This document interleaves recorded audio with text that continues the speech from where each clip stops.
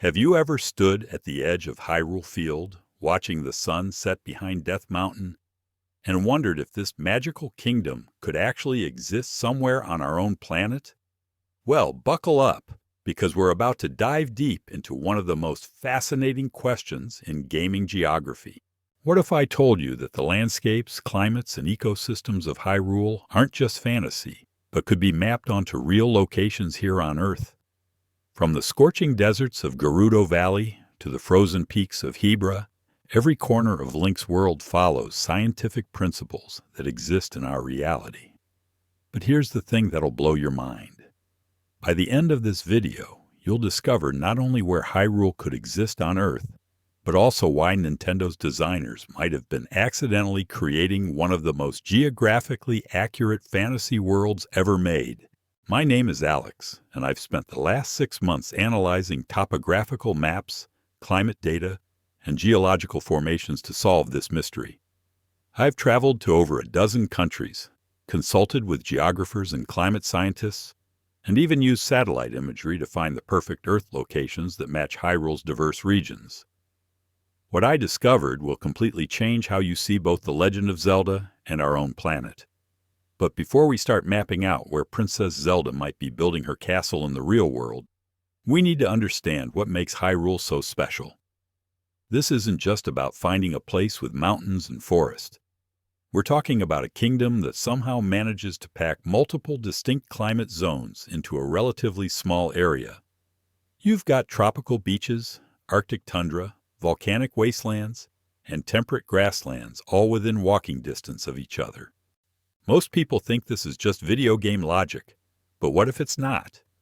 What if there are places on Earth where you can experience the same incredible diversity? Because here's what most gamers don't realize. The geography of Hyrule actually follows real-world patterns that exist in several locations across our planet. Let's start with the most obvious feature, Death Mountain. This towering volcanic peak dominates the northern landscape of Hyrule, constantly smoking and occasionally erupting. The surrounding area is characterized by rocky terrain, hot springs, and that distinctive red-orange coloration that screams volcanic activity. Now, you might think volcanoes are rare, but there are actually over 1,500 active volcanoes worldwide, and many of them create the exact same environmental conditions we see around Death Mountain. The Gorons, those rock-eating humanoids who call Death Mountain home, have adapted to live in extreme heat and rocky terrain. While we don't have rock-eating people in our world, we do have communities that have thrived in volcanic regions for thousands of years. The way the Gorons have built their civilization into the mountain itself mirrors real-world examples of societies that have carved homes directly into volcanic rock. Moving south from Death Mountain, we encounter Hyrule Field, the vast central grassland that serves as the kingdom's heart. These rolling plains stretch for miles, dotted with occasional trees and crossed by winding rivers.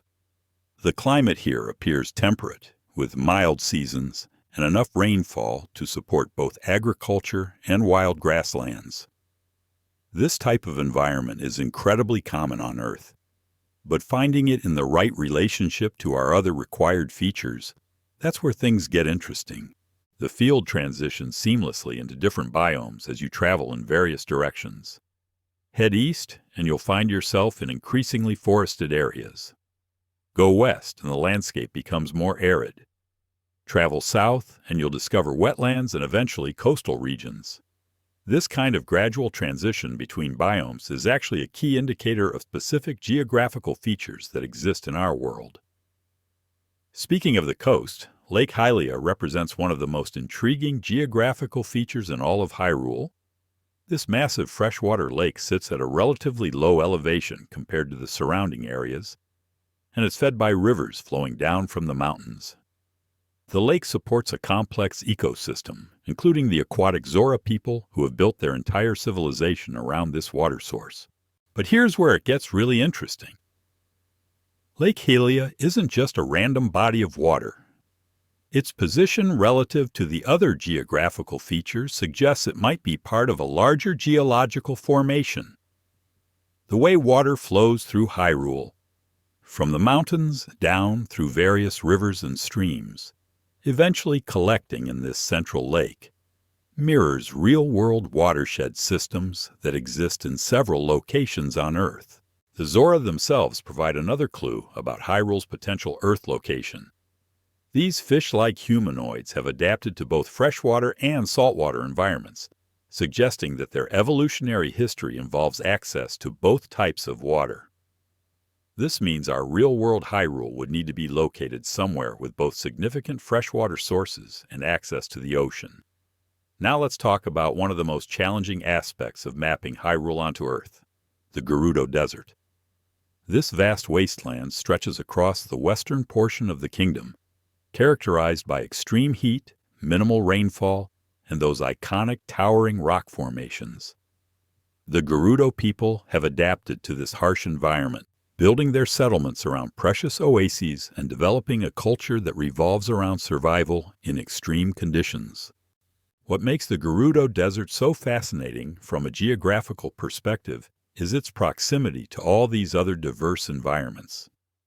In the real world, deserts don't just randomly appear next to temperate grasslands and tropical forests. They form due to specific atmospheric and geographical conditions, and their placement in relation to other climate zones follows predictable patterns. The desert's position on the western edge of Hyrule actually makes perfect sense when you consider how deserts form on Earth.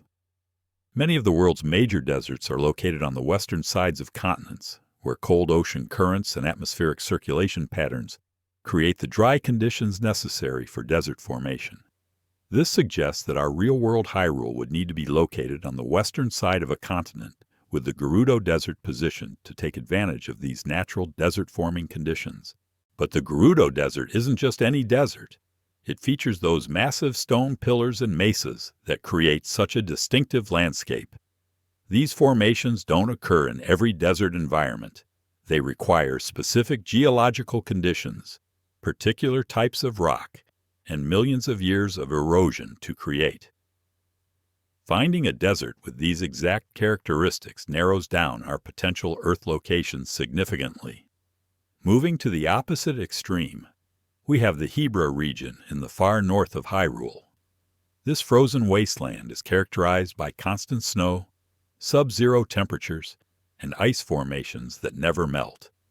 The landscape here is dominated by glaciers, frozen lakes, and mountain peaks that stretch up into the clouds.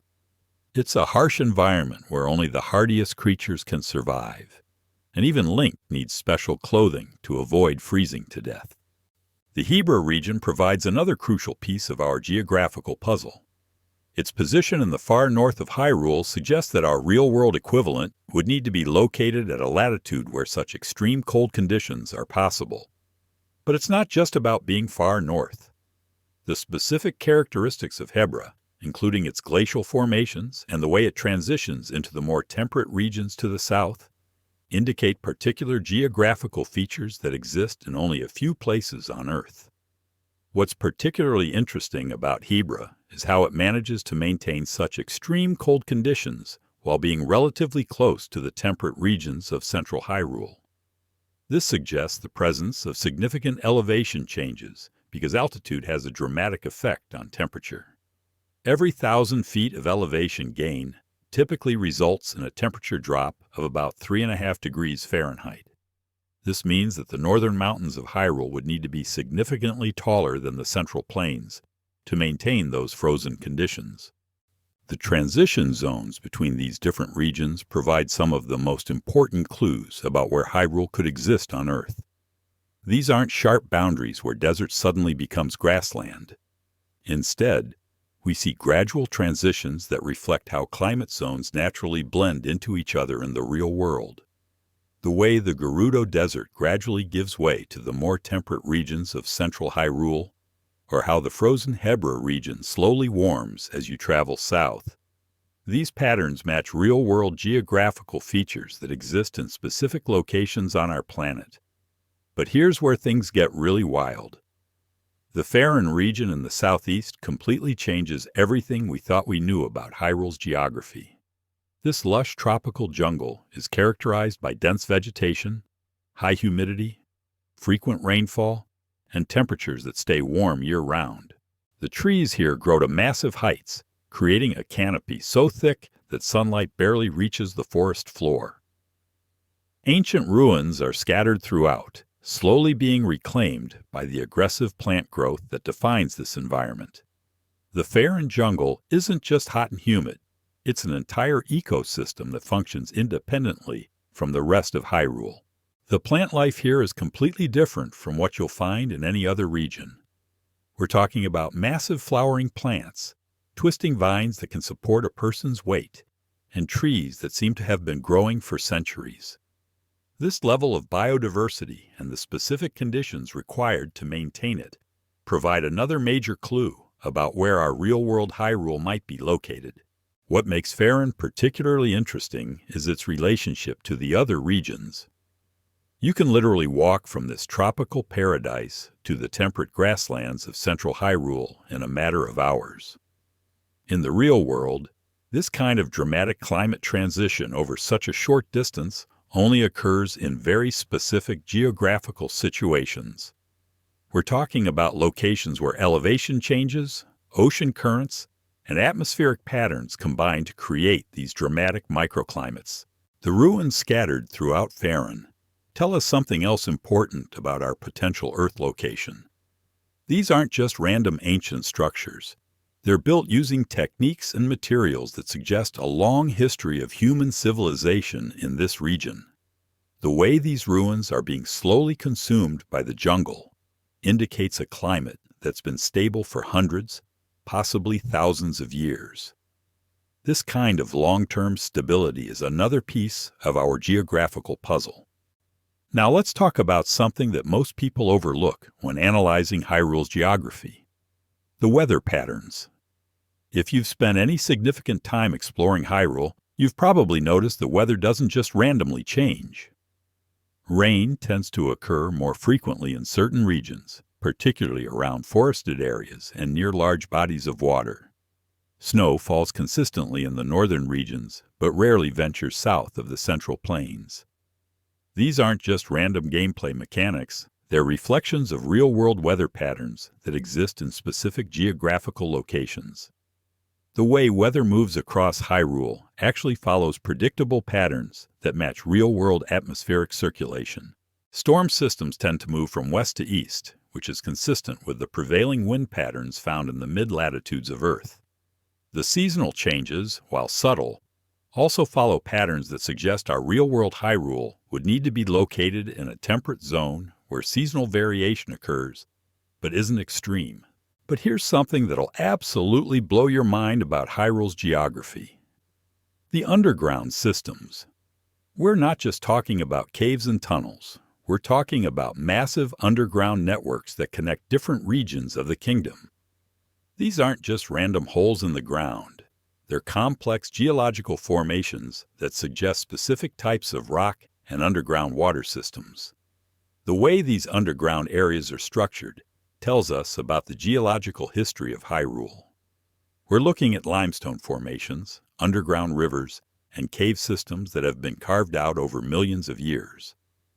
This type of underground geography only develops under specific conditions, and finding it in the right relationship to our surface features narrows down our potential Earth locations even further.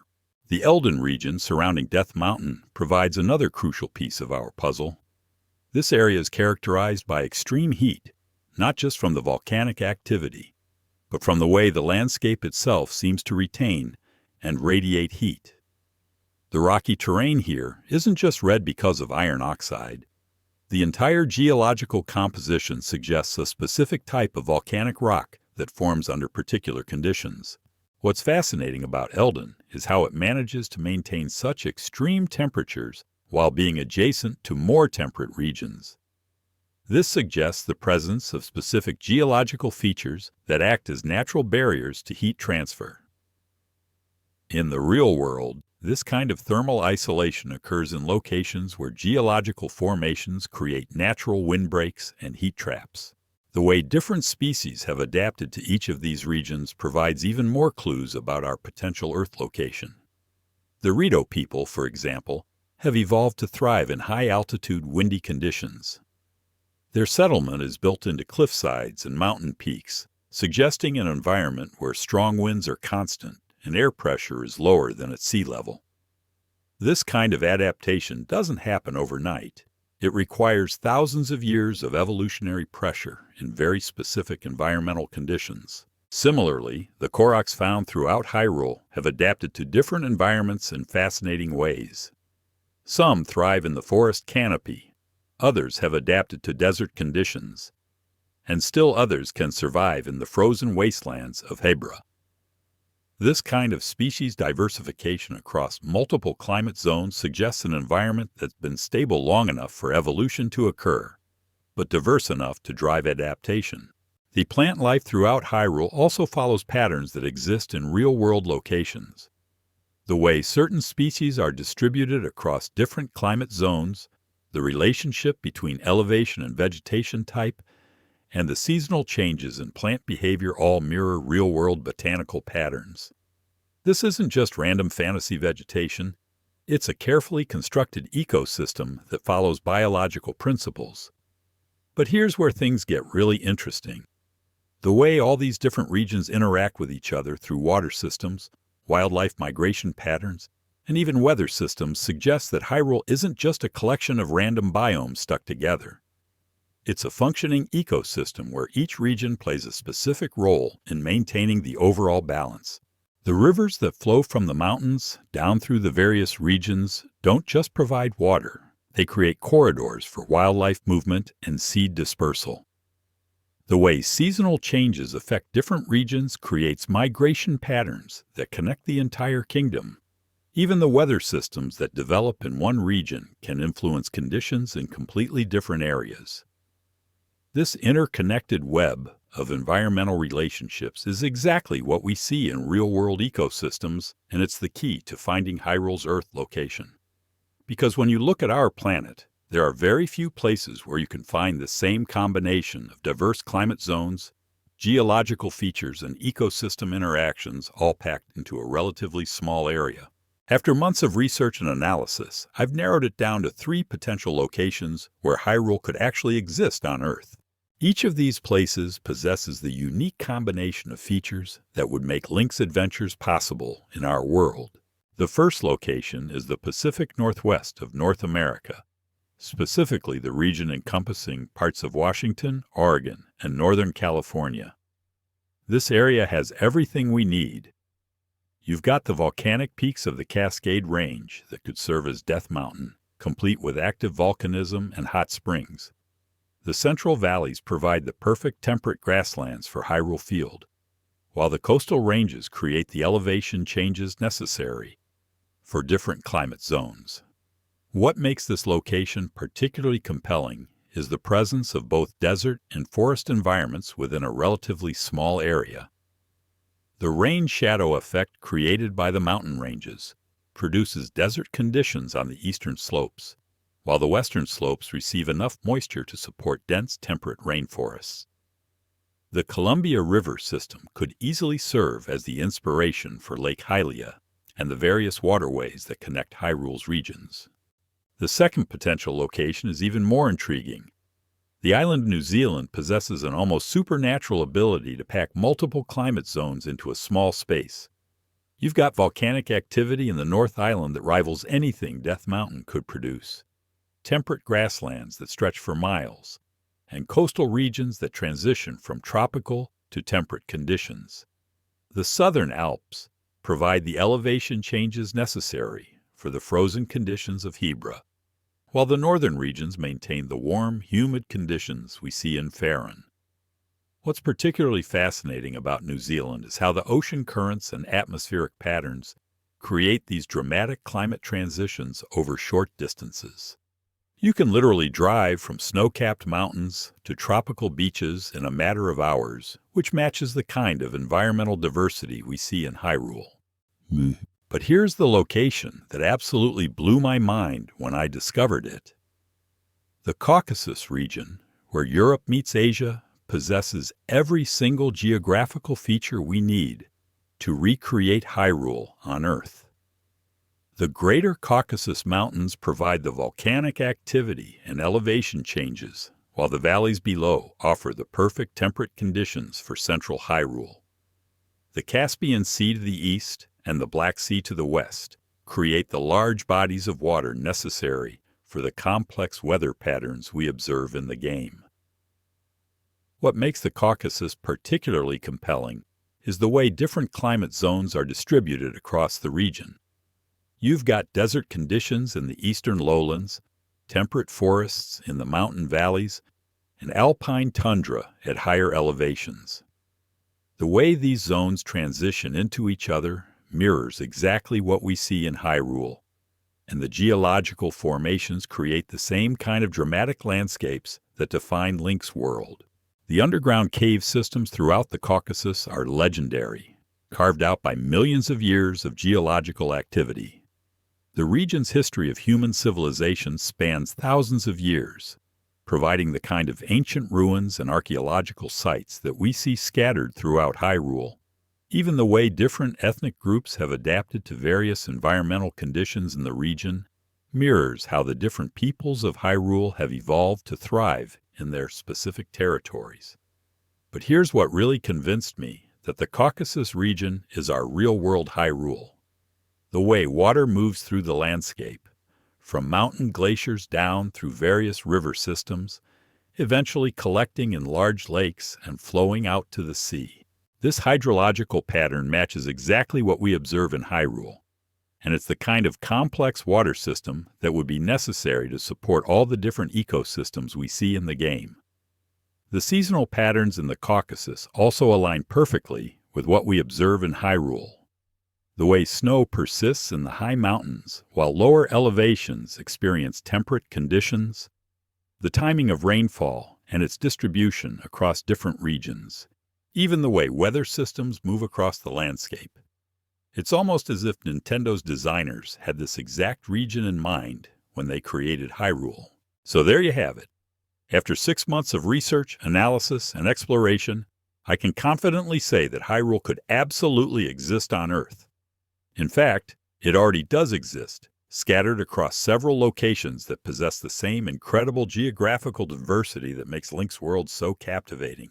The next time you're exploring Hyrule, remember that every mountain you climb, every river you cross, and every climate zone you traverse has a real-world equivalent somewhere on our planet. The magic of Hyrule isn't just in its fantasy elements. It's in the way it captures the incredible diversity and beauty of our own world. What's your take on this? Do you think one of these locations could actually be the real Hyrule? Or have you discovered geographical features in the game that point to somewhere else entirely? Drop your thoughts in the comments below, and if you want to see me actually visit these locations to compare them directly to the game, make sure to hit that subscribe button and let me know which location you'd like me to explore first.